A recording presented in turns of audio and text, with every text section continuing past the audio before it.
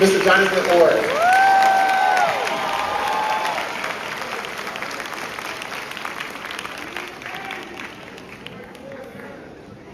Can we give Damien another round of applause? It is good to be home. It is good to be with my fellow Trojans. They say home is where your heart is, and 24 years ago, I walked across this stage, was sitting in those seats, and my heart has never left the Trojan family, so it's good to be home. Before we get started, I gotta make some acknowledgments. Principal Richardson, thank you so much for, you can clap it up for getting these beautiful young people across the finish line. We got Principal Mock Dad in the house.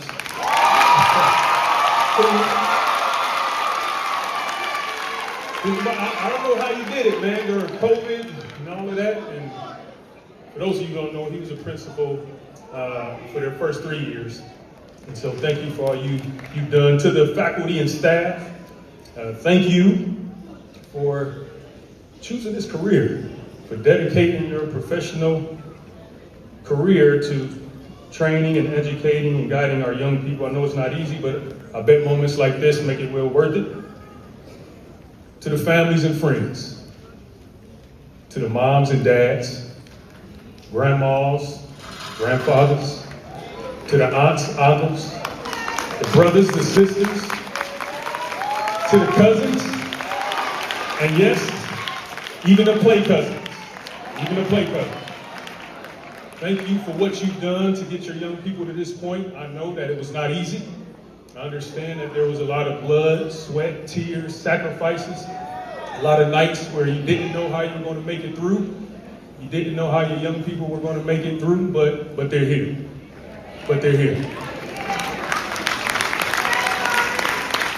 And that is in large part due to what you did for them and what you've been to them. And last but not least, I'd like to acknowledge the brilliant and resilient, the diligent and ebullient, the competent and confident Henry Ford High School graduating class of 2025.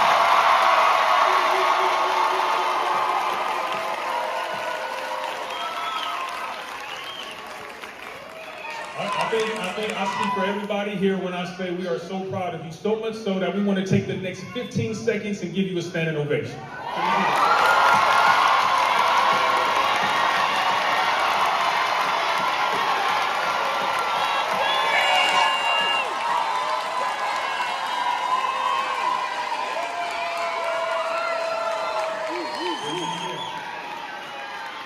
We are so proud of you. So proud of you. You know, today is special.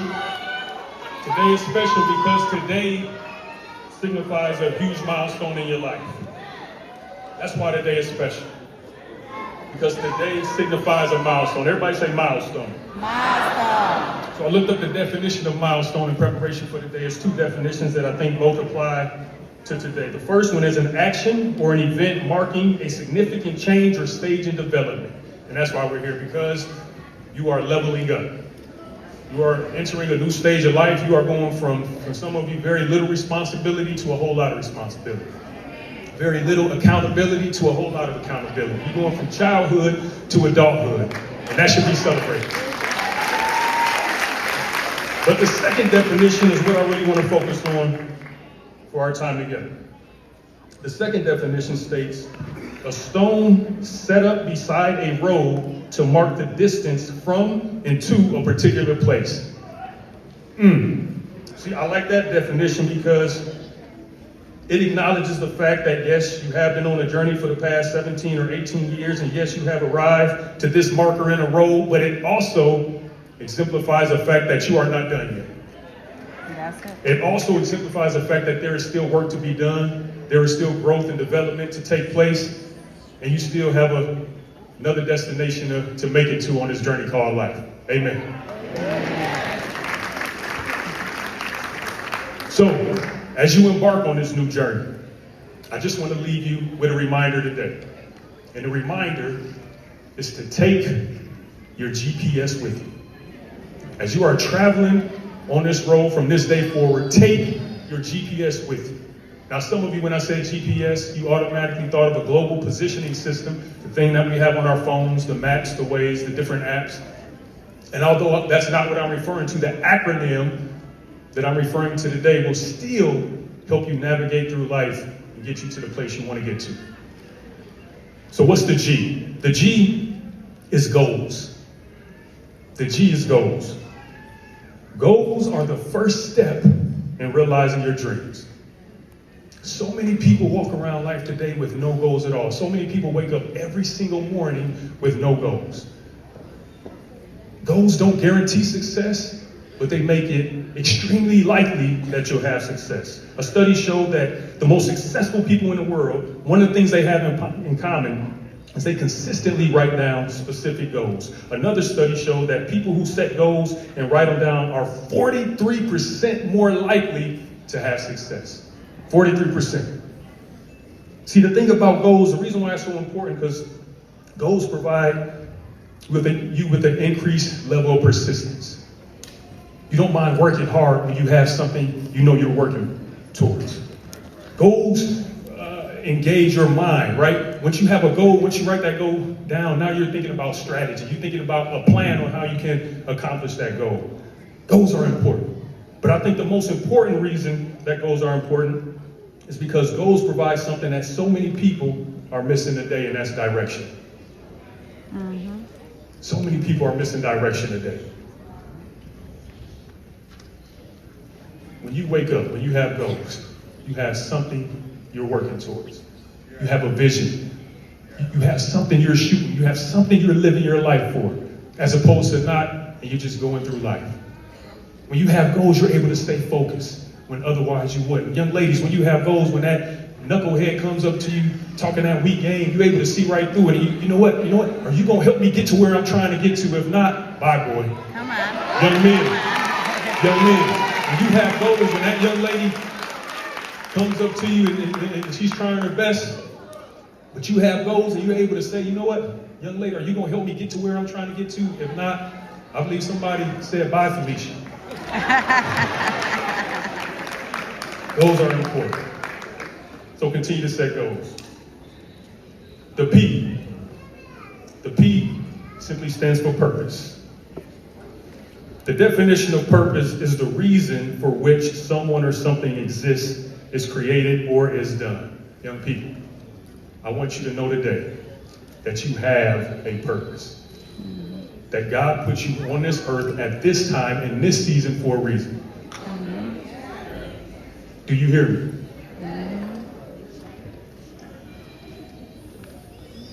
Mark Twain said that the most important 2 days in your life is one, the day you were born, and secondly, the day you figured out why you were born. That's good. Young people, do you know why you're on this earth? For those of you who don't, I want to give you a couple clues right now that's going to help you figure it out. It's not rocket science. Ask yourself this: what do I care about? What angers me?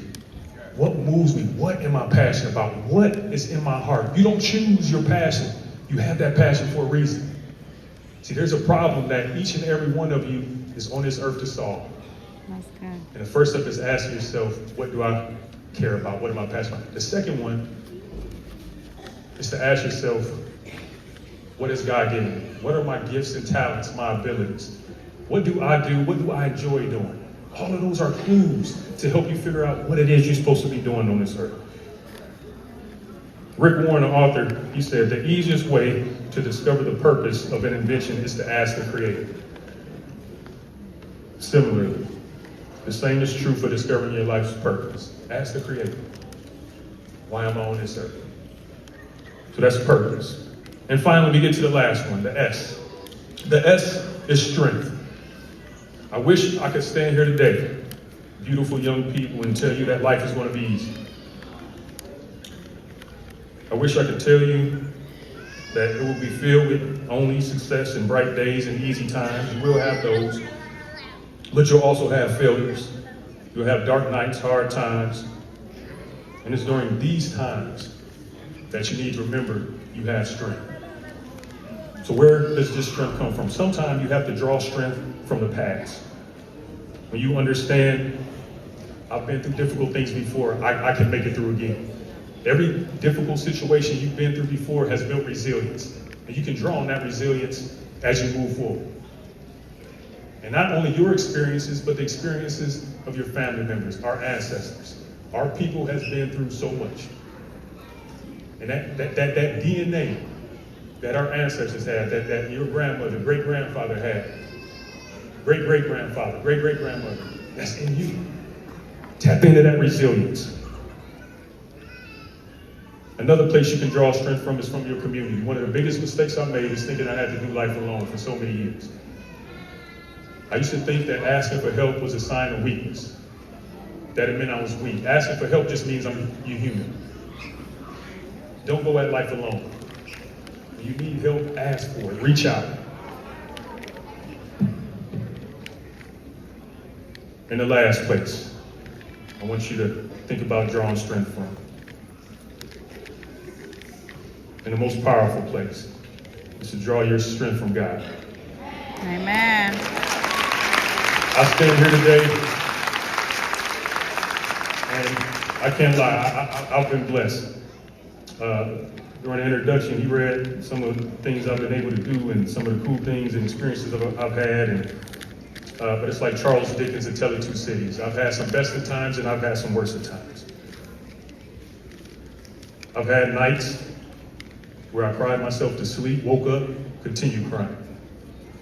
I have heartache and pain that felt unbearable.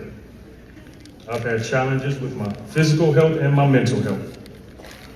Financial hardship, tough times in my marriage, tough times parents, and so on and so forth. But I can stand here today and tell you that the only reason I made it through and I'm standing here in my right mind today is because of the strength of God.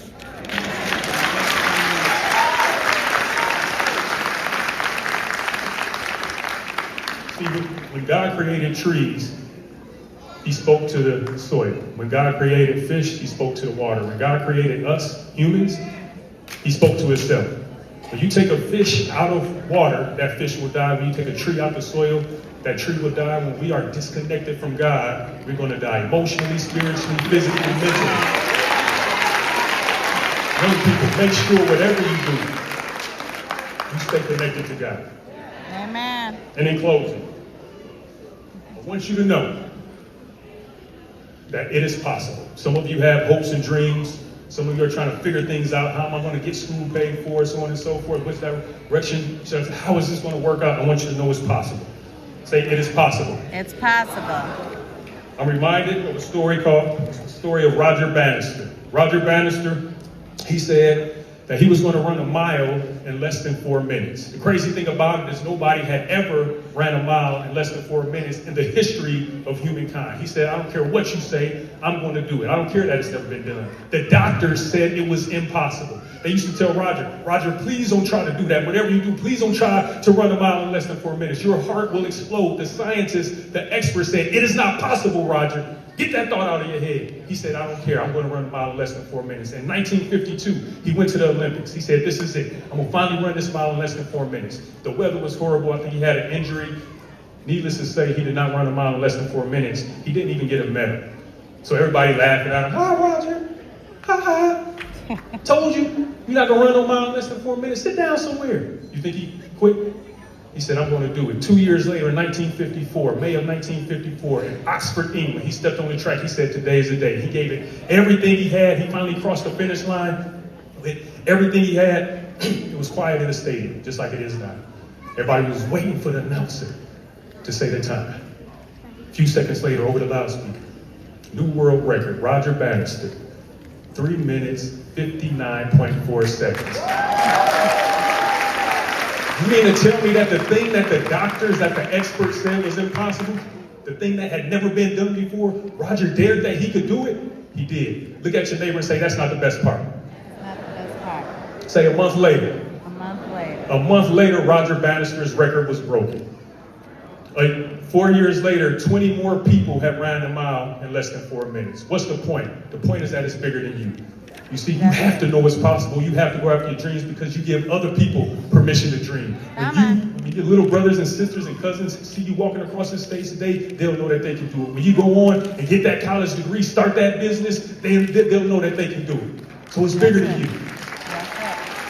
So my last call to action before I take my seat. I just got a few questions for you, class of 2025.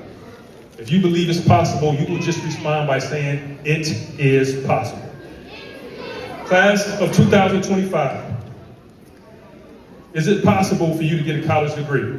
It is possible. Class of 2025, is it possible for you to graduate from trade school? It is possible. Class of 2025, is it possible to have the career of your dreams? It is possible.